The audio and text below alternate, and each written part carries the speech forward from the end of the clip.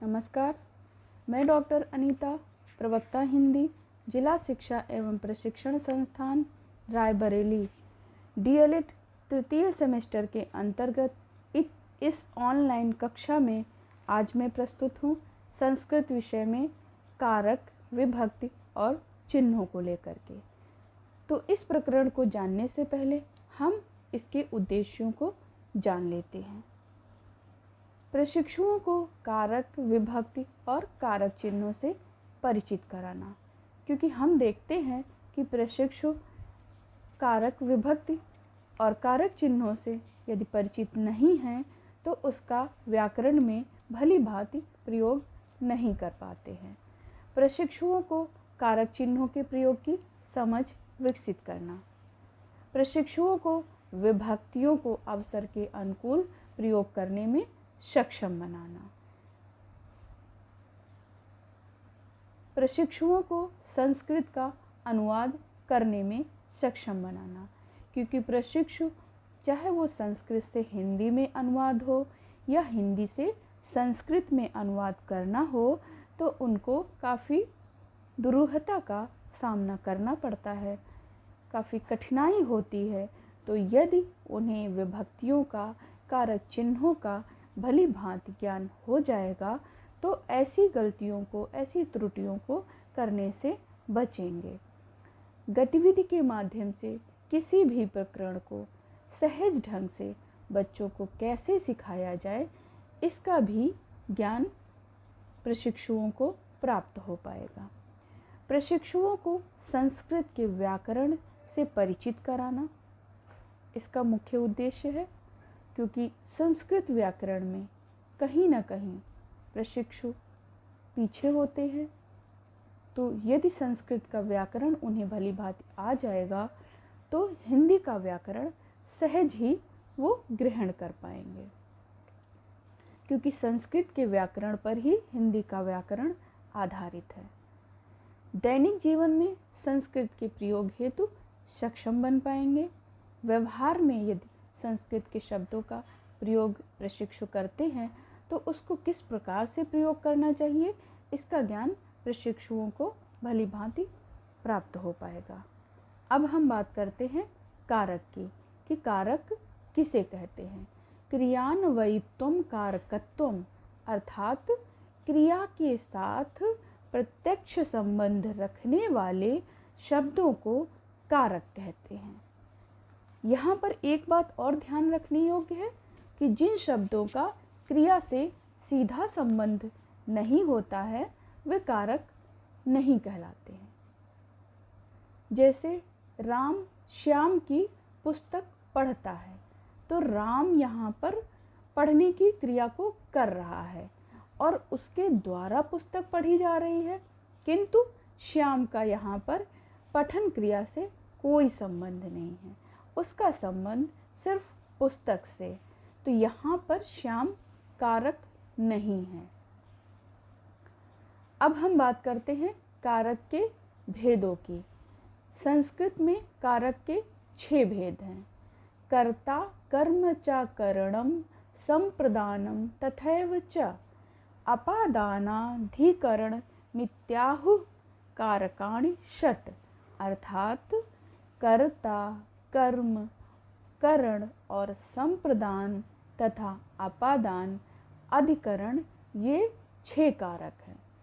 संबोधन और संबंध को कारक की श्रेणी में नहीं रखा गया है, क्योंकि इनका क्रिया से साक्षात या सीधा संबंध नहीं होता है।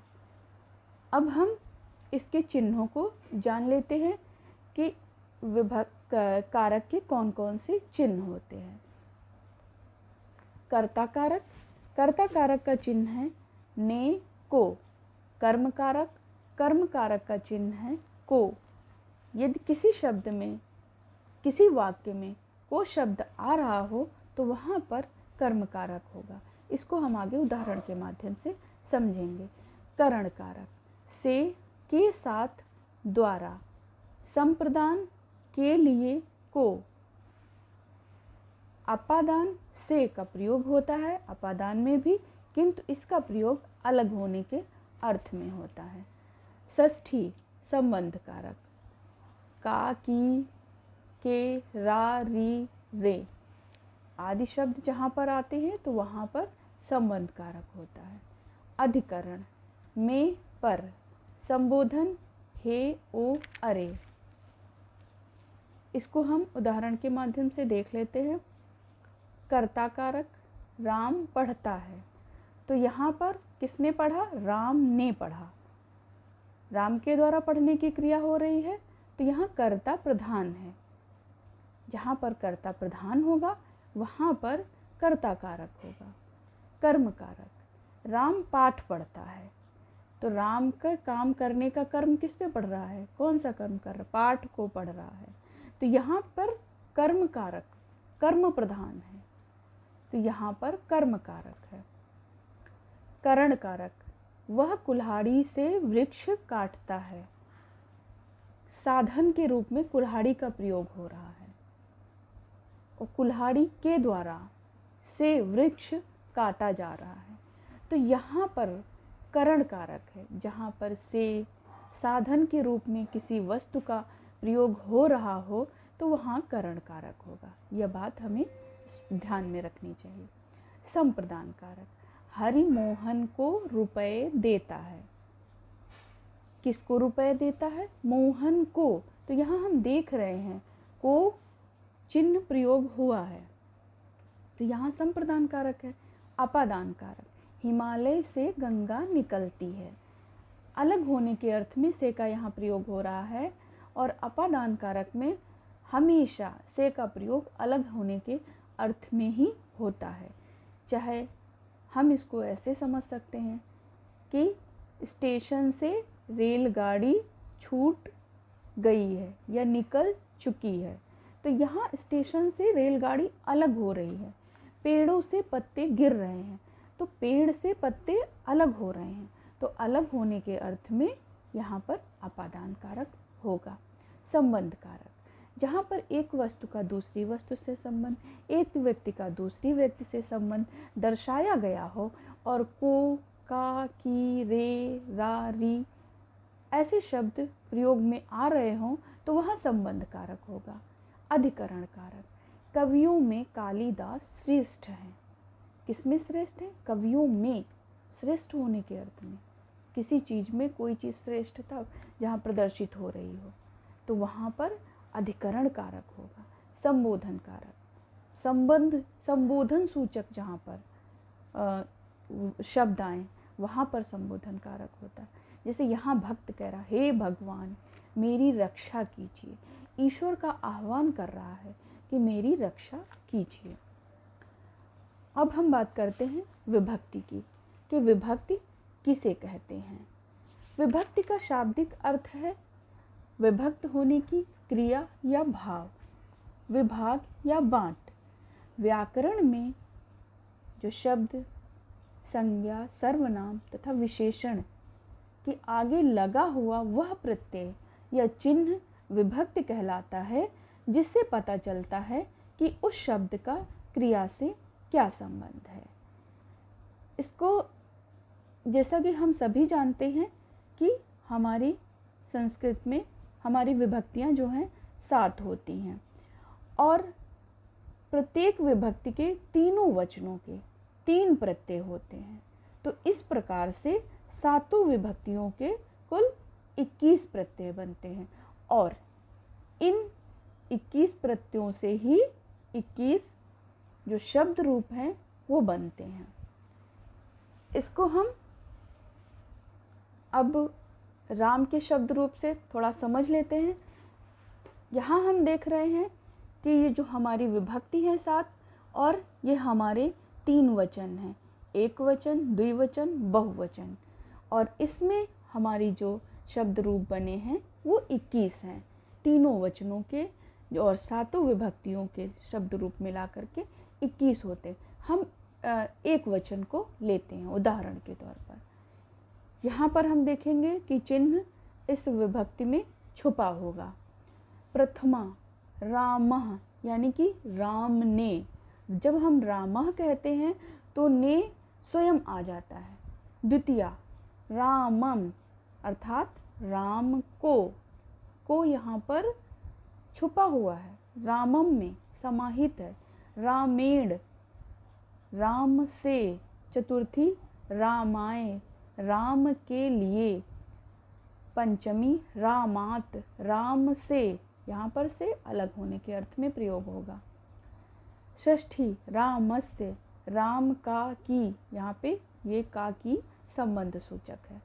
सप्तमी रामे, राम पर में। इसको हम उदाहरण के माध्यम से भी समझ लेते हैं। रामः पाठम पठति, प्रथमा विभक्ति है इसमें। राम यहाँ पर कर्ता है और कर्ता प्रधान है, इसलिए इसमें प्रथमा विभक्ति और कर्ता कारक है। द्वितीया विभक्ति रामः पाठम पठति, द्वितीया विभक्ति कर्म कारक के लिए प्रयोग की जाएगी, क्योंकि यहाँ पर जिन वाक्यों में कर्म कारक प्रधान होगा तो वहाँ द्वितीया विभक्ति होगी। जैसे हम यहाँ पे इस उदाहरण में देख रहे हैं कि राम पाठ को पढ़ता है, तो यहाँ पर कर्म प्रधान हो रहा है। तृतीया विभक्ति पिता पुत्रेण सह नगरम गच्छति, पिता पुत्र के साथ नगर को जाता है।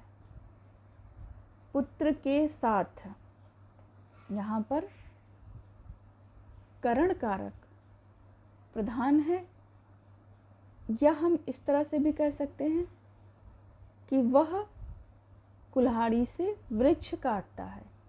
साधन के रूप में जिस वस्तु का प्रयोग किया जा रहा होता है वहाँ पर करण कारक या तृतीया विभक्ति होती है।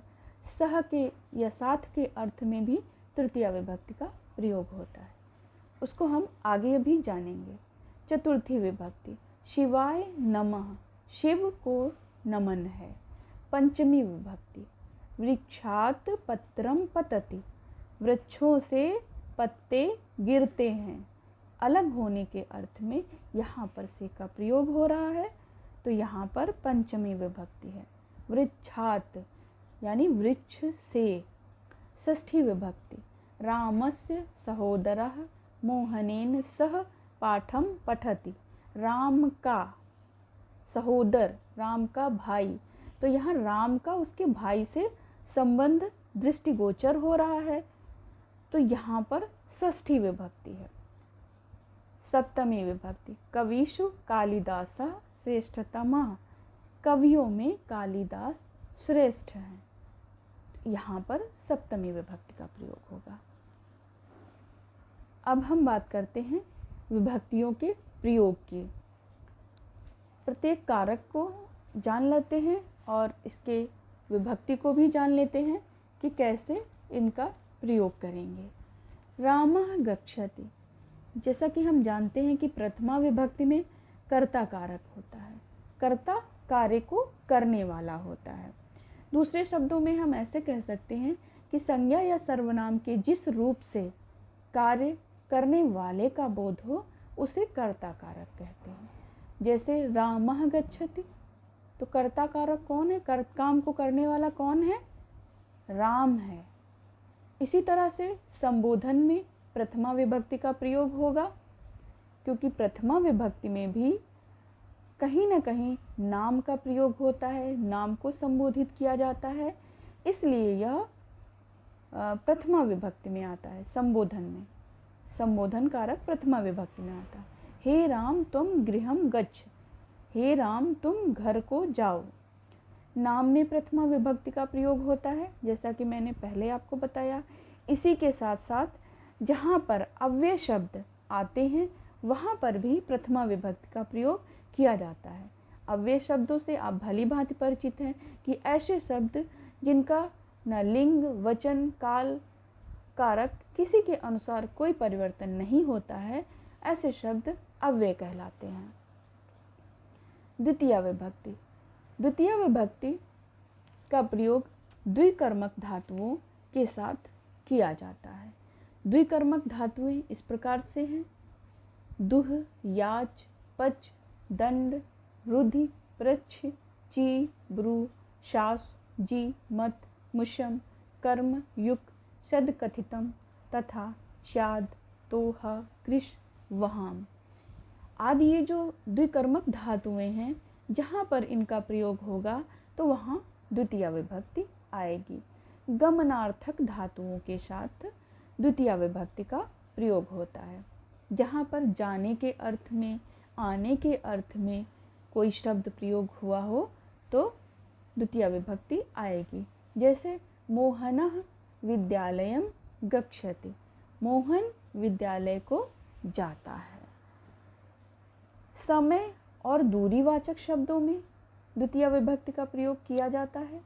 जैसे रामः 14 वर्षाणि वने न्यवसत्, तो यहाँ पर 14 वर्ष के समय को दर्शाया जा रहा है, दिखाया जा रहा है इस वाक्य में। तो जहाँ पर ऐसे शब्द आएंगे तो वहाँ पर हम द्वितीया विभक्ति का प्रयोग करेंगे। इसके साथ ही साथ उभयतः, परितः, सर्वतः, धिक्, समया, निक्सा आदि शब्द जब आएंगे तो उनके योग में द्वितीया विभक्ति का प्रयोग किया जाएगा।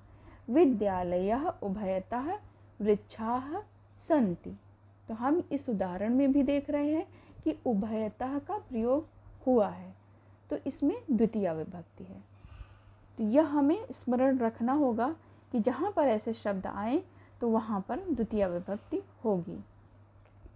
तृतीया विभक्ति सह, साकम, समम, सार्धम, अर्थात जहाँ पर ऐसे शब्द आए तो ये शब्द साथ को प्रदर्शित करते हैं तो वहाँ पर तृतीया विभक्ति होगी।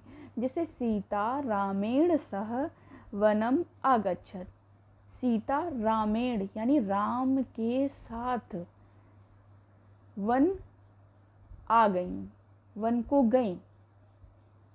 तो यहाँ साथ के अर्थ में प्रयोग हो रहा है, सीता के साथ, राम के साथ सीता वन को गई।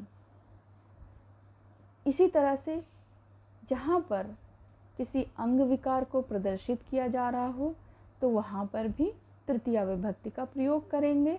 जैसे बालः पादेन खंजा, बालक क्या है, पैरों से विकलांग है या पैरों में कोई उसके विकार है। अलम शब्द के योग में भी तृतीया का प्रयोग करेंगे। अलम का अर्थ होता है मना करना, विरोध करना। अलम विवादेन, विवाद मत करो। इसी तरह से प्रकृति, जाति, नाम, वेग, सुख दुख के अर्थों में तृतीया विभक्ति का प्रयोग करेंगे। जैसे सह दुखेन वदति, वह दुख से, दुख में बोल रहा है, वह दुख में है, तो यहाँ पर दुख का प्रयोग किया गया है। दुख के अर्थ में तृतीया का विभक्ति प्रयोग करेंगे। हीन और बिना के योग में तृतीया विभक्ति का भी प्रयोग किया जाएगा।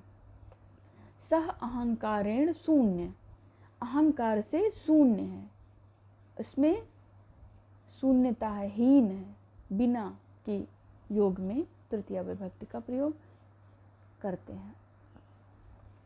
चतुर्थी विभक्ति रुचिकर लगने के अर्थ में चतुर्थी विभक्ति का प्रयोग किया जाता है।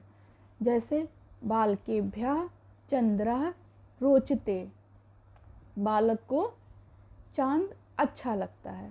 तो यहाँ पर जब कोई बात की जा रही हो, जब कोई चीज़ हमें रुचिकर लगती है तो रुचिकर लगने के अर्थ में चतुर्थी विभक्ति का प्रयोग करेंगे। क्रुद्ध, द्रूह, ईश, असूय आदि धातुओं के योग में चतुर्थी विभक्ति का प्रयोग होता है। नमः, स्वस्ति, स्वधा, स्वाहा, वषट शब्दों के योग में चतुर्थी विभक्ति का प्रयोग करेंगे। जिन वाक्यों में ऐसे शब्द आते हैं तो वहाँ पर चतुर्थी होगी। अब हम बात करते हैं पंचमी विभक्ति की। जिन वाक्यों में भय, रक्षा देने वाली धातुओं का प्रयोग हो, धातुओं का योग हो, तो वहाँ पर पंचमी विभक्ति होगी। जैसे सह सिंहात विभेति, है ना। जब कोई स्वयं को किसी से छुपाता है तो छिपने वाले शब्द में पंचमी विभक्ति होती है। जैसे मातुर निलीयते कृष्ण, कृष्ण क्या है, स्वयं को माता के पीछे छुपा रहे हैं। तो यहाँ पर पंचमी विभक्ति का प्रयोग हुआ है। घृणा, विराम, लज्जा, प्रसमद आदि अर्थों में भी पंचमी विभक्ति का प्रयोग किया जाएगा। मान लीजिए किसी वाक्य में उससे प्रदर्शित हो रहा है कि इसमें घृणा आ रही है, लज्जा आ रही है, किसी प्रसमद का उल्लेख है, तो ऐसे जहाँ पर अर्थ देने वाले शब्दों का प्रयोग हो रहा हो तो वहाँ हम समझ लेंगे कि पंचमी विभक्ति का प्रयोग हुआ है। अब हम बात करते हैं षष्ठी विभक्ति की। किसी वस्तु का दूसरी वस्तु से संबंध होने पर षष्ठी विभक्ति होगी, क्योंकि षष्ठी संबंध कारक विभक्ति है। एक वस्तु का दूसरी वस्तु से संबंध होगा। दशरथस्य चत्वारः पुत्राः आसन्, दशरथ के 4 पुत्र थे।